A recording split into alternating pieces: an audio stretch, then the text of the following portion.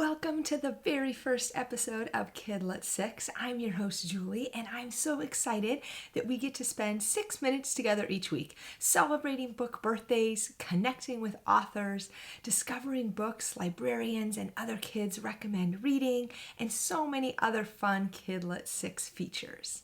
All the books mentioned in the episode are listed down below in the show notes. So if you hear about a book that you think sounds interesting, you can check down there to get all the information. Now, who's ready for episode 1?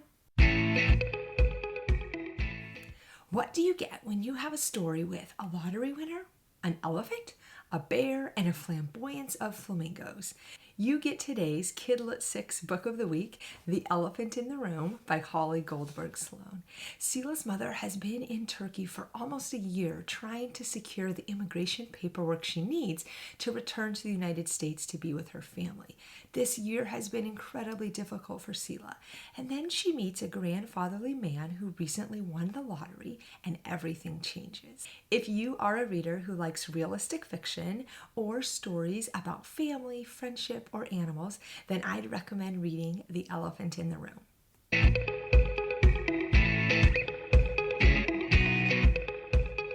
Hi everyone, I'm Payal Doshi and I am the author of Riya and the Blood of the Nectar, which is a middle grade fantasy about 12-year-old Riya Chaitri from Darjeeling, India, whose twin brother Rohan goes missing on the night that they turn 12.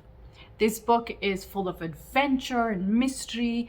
There are secrets, there are clues and riddles that need to be solved. There's a fantastical realm, there are whimsical creatures, there's evil creatures, there's a mean and ruthless villain. There's a lot of friendship, family, and sibling love and rivalry in this book.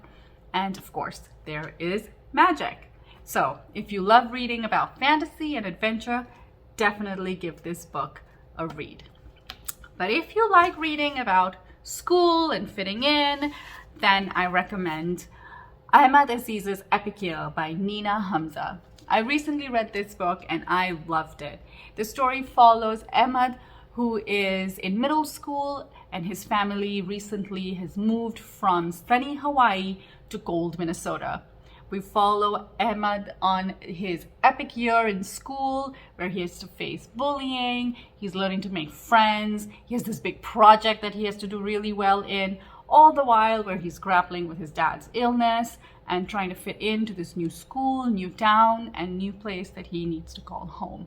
It is a wonderful, funny, heartwarming story and I highly, highly recommend it. So definitely check out both books.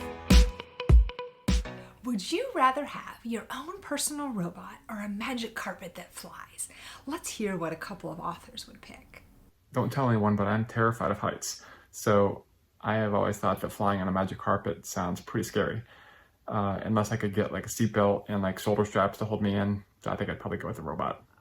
Duh, robot. Who else is gonna do my stinky laundry? I would rather have a personal robot that flies. Now, which one would you pick?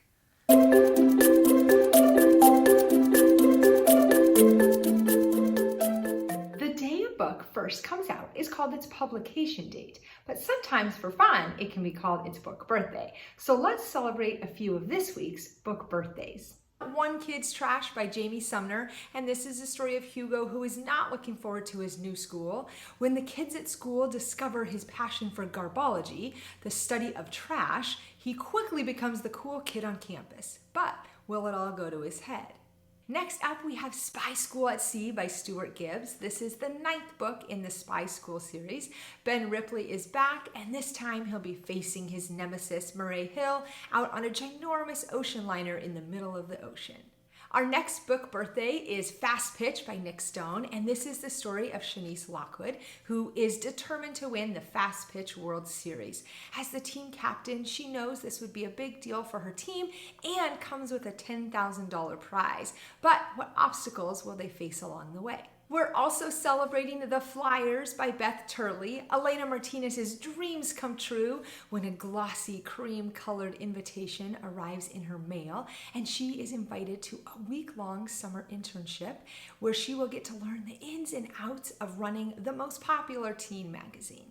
So let's celebrate with these authors as their books celebrate their book birthdays.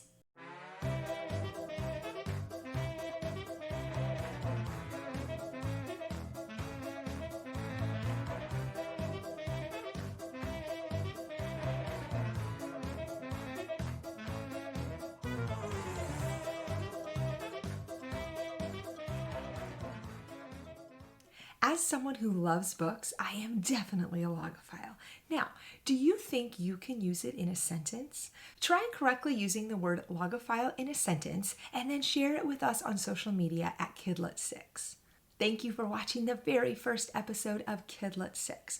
We'd love to hear what you're reading, and you can email us at the address listed below with the books you're currently enjoying. We can't wait to see you again for next Monday's episode, and happy reading!